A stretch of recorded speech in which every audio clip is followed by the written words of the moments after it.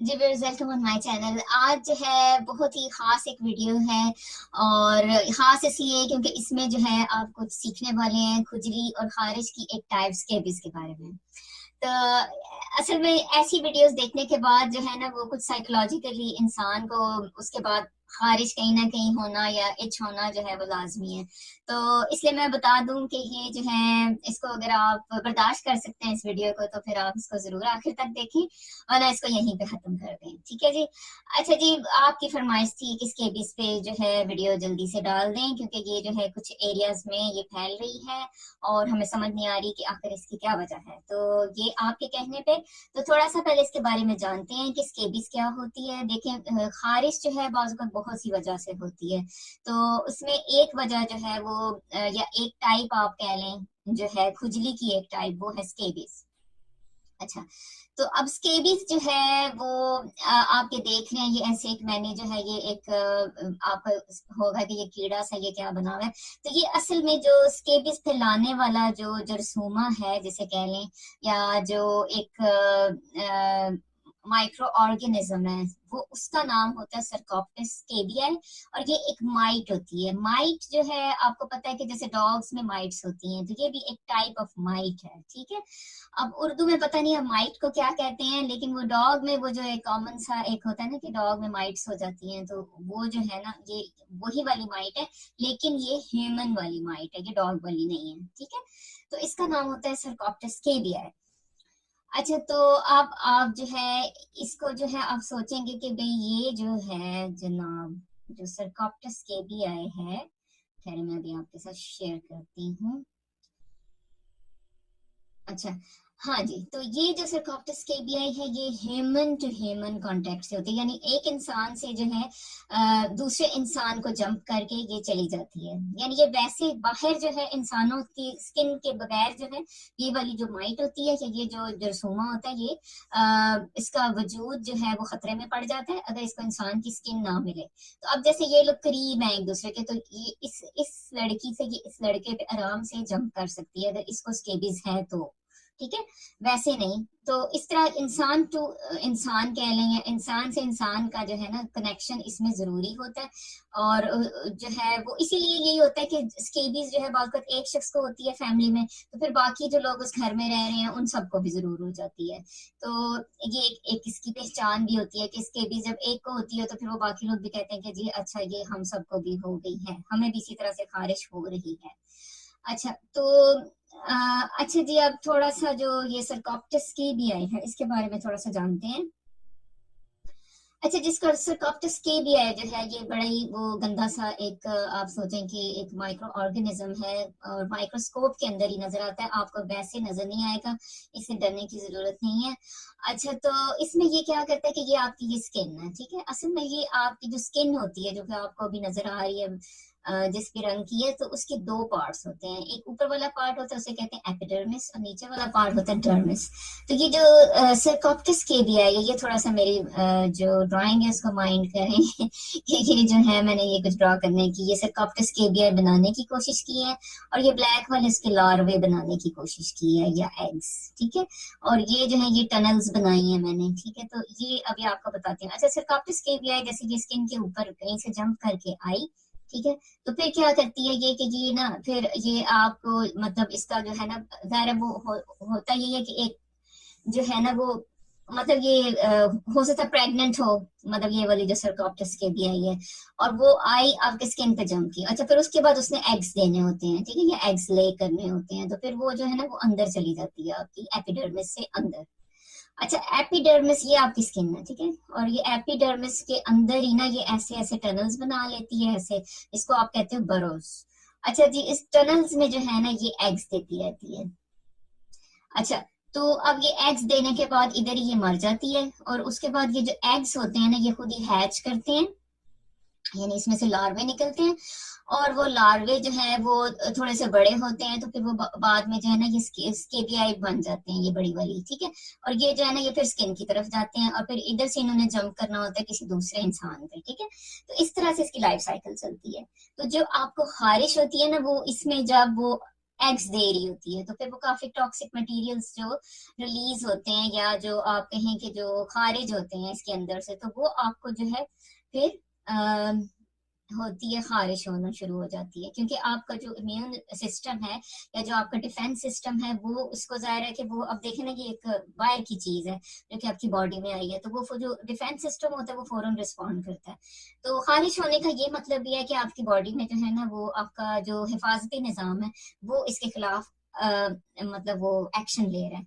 लेकिन होता यह है कि ये सिर्फ हिफाजती निज़ाम से नहीं मरती, और इसको जो है ना बाहर से मारने की जरूरत होती है। अब उसको मारना कैसे है वो भी आपको बताते हैं। अच्छा, लेकिन अब एक इसमें जो खास बात है कि इसकी जो खुजली है ये वाली जो है, या जो इसकी रैश है, ये कैसे दूसरी बीमारियों से हमें पता लगे कि ये स्केबीज की रैश है। देखिए वैसे तो डर्माटोलॉजी जो है उसमें यह है कि वो एक रैश को दूसरे से थोड़ा सा आई मीन मुख्तलिफ समझना जो होता है थोड़ा सा मुश्किल होता है, लेकिन यह है कि इसकी कुछ खास इसकी निशानियां हैं जो कि अभी आपको बताते हैं इस रैश की। एक तो यह कि इसके साथ बुखार नहीं होगा, जैसे किसी और रैश, जैसे कोई इन्फेक्शन होता है तो उसके साथ बुखार भी हो सकता है, लेकिन इसके साथ यूली बुखार नहीं होता। अच्छा, रात के वक्त इसकी जो खारिश है बहुत एक्सट्रीम होती है, बहुत ज्यादा होती है। और इसके अलावा जो है इसकी जो पहचान है कि ये जो है ना, अभी ये वाली रैश ये देखेंगे ये आपको नजर आई, तो ये इस तरह से ये जो होते हैं ना, ये पैप्यूल्स कहते हैं, ये आपकी स्किन पे बन जाते हैं, और इस तरह से वही जो हमने कहा था कि ट्रैक्स भी कभी जो है इसमें नजर आते हैं, ऐसे थोड़े से लंबे लंबे से, अगर थोड़ा सा करीब से देखें तो। और ये जो रैश होती है ना यूजुअली जैसे ये इन जगहों पे ज्यादा होती है, जैसे कि अंडर आर्म्स, ठीक है, बगलों में, जैसे आप कहते हैं बगलों के अंदर ज्यादा होती है। अच्छा, अंडर द ब्रेस्ट हो सकती है। अच्छा, फिर ये आपका ग्रॉइन एरिया, ये इसकी जो क्रीजेस होती हैं इसमें हो सकती है, पीछे बटक्स में हो सकती है। अच्छा, और जो उंगलियां हैं, चाहे वो हाथ की हैं या चाहे वो पाँव की हैं, तो उनकी ये जो इन एरियाज को कहते हैं वेब्स, तो ये वेब्स के अंदर जो है ना ये वाली, ये मैंने ये जो रेड वाला किया, ये इन जगहों पे ये ज्यादा ये रैश होती है, क्योंकि ये सरकॉप्टस केबियाई जो है ना इन जगहों पे उसको एक अच्छा सा टेम्परेचर मिलता है, ठीक है, इधर भी इसको अच्छा सा एक टेम्परेचर मिलता है एग्स देने के लिए, इसलिए वो यहाँ पे छुपना पसंद करती है ऐसी जगहों पे। इसकी पहचान ये है, ठीक है जी। और रेड कलर की होती है, मैंने आपको बता दिया, पैप्यूल्स होते हैं। अच्छा जी, इसमें जो है इसमें अच्छा कुछ लोग ये सोचते हैं कि पता नहीं ये गंदगी की वजह से शायद हो रहा है या नहीं है, ये ऐसे नहीं होता। कभी जैसे आप कहीं हॉलीडे पे जाते हैं, होटल किसी में रहते हैं, वहां से जो है वो एक ये सॉरी डस्ट माइट कह रही हूँ, डस्ट माइट्स भी होती हैं लेकिन वो डिफरेंट माइट है, तो ये जो माइट्स होती है ना वो जम करके कहीं से भी आ सकती है। जो लोग बाहर जाते हैं कहीं पे भी जाते हैं, वो आपके कपड़ों के साथ आ जाए और उसके बाद आपके पेट में घुस जाए, तो इसका ये चक्कर ऐसे इसका लाइफ साइकिल चलता है, ठीक है जी। अच्छा जी, अब इसको जो है ट्रीट कैसे करना है, मोस्ट इम्पॉर्टेंट है जो कि आप जानना चाहेंगे। अच्छा, इसकी जो है ना एक ही ट्रीटमेंट है जो कि आपने लेनी होती है, वो है परमेथरिन 5% क्रीम है, और 30 ग्राम की ये पैकेज में ये एक ट्यूब मिलती है, ठीक है, वो सस्ती सी होती है हर जगह, ये कोई इतनी महंगी नहीं होती।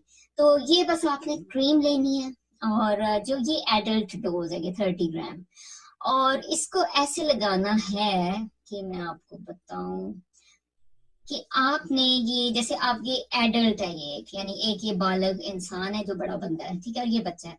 अच्छा, तो अब आपने जो है ना ये क्रीम जो है वो एक ही दफा सारे घर में, यानी सबके लिए एक एक ट्यूब होगी, जितने भी बड़े लोग हैं ना उनके लिए सबकी अपनी अपनी एक ट्यूब होगी, वो सारी ट्यूब जो है आपने गर्दन के ये इधर, या जहां ये मैंने तीर दिया है उसे इससे नीचे आपने कोई जगह छोड़नी नहीं है, और आपने सब जगह ये लगा देनी है क्रीम। यानी वो ये नहीं कि बचत करनी है और आपने जो है वो क्रीम जो है बचा लेनी है, नहीं, वो सारी क्रीम आप हर जगह मल मल के लगाएं, और कोई जगह बचनी नहीं चाहिए, पीछे भी लगाएं, आगे भी लगाएं, उंगलियों के अंदर भी लगाएंगे, अंदर भी लगाएं, सारा कुछ, कोई जगह नहीं, वो जहां वो क्रीम नहीं होगी लगी तो वहां फिर वो जो आपकी ये सरकॉप्टस की गई वो भाग के चली जाएगी। तो ये काफी मुसीबत लगता है, लेकिन ये कि ये सबको ये करना पड़ेगा एक ही साथ, सब जैसे 5 पीपल है उनके लिए 5 जो है वो ट्यूब्स चाहिए होंगी, और 5 ट्यूब्स लेके आए और एक ही दफा लगा लें, ठीक है। अच्छा, अब बच्चों में भी ये हो जाती है बिल्कुल।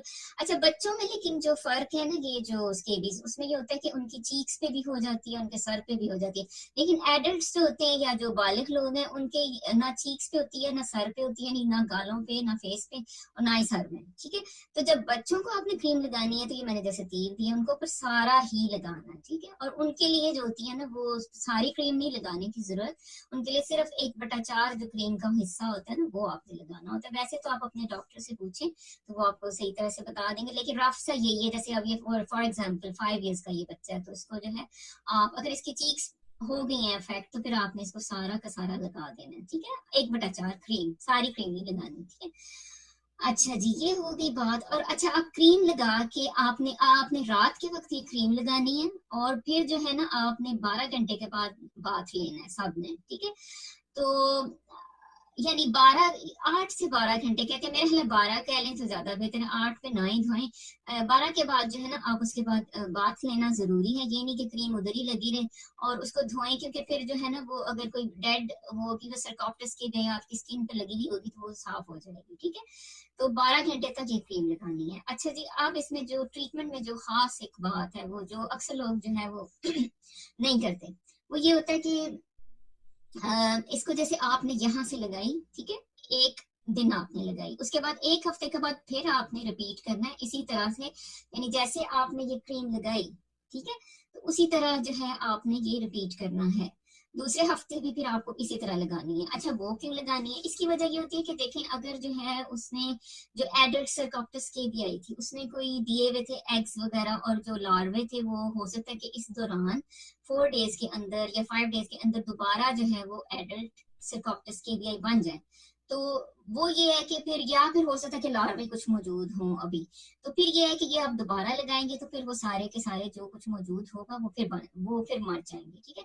इसी तरह ये आपको 4 weeks तक ना इसी तरह ये क्रीमें ला के और मतलब ये लगानी पड़ेंगी, ठीक है। तो यानी अब देखें, आपको टोटल जैसे एक पर्सन को कितनी ट्यूब्स चाहिए, 1 2 3 4 ट्यूब्स जो है एक पर्सन को चाहिए, तो उसके मुताबिक फिर ना आप जितनी भी ट्यूब्स हैं वो आप लेके आओगे।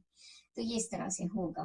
और ये सारी फैमिली, इसीलिए ये साथ तस्वीर बताइए, आपको याद है सबको ये इकट्ठे सब कुछ ये लगानी पड़ेगी क्रीम, ठीक है। तो फिर ये जाके तो ये खत्म होगी अब बीमारी, वरना जो है ये दोबारा हो जाएगी। अच्छा, खारिश एक दायरा, इसमें बहुत ज्यादा एक मसला होता है खारिश का।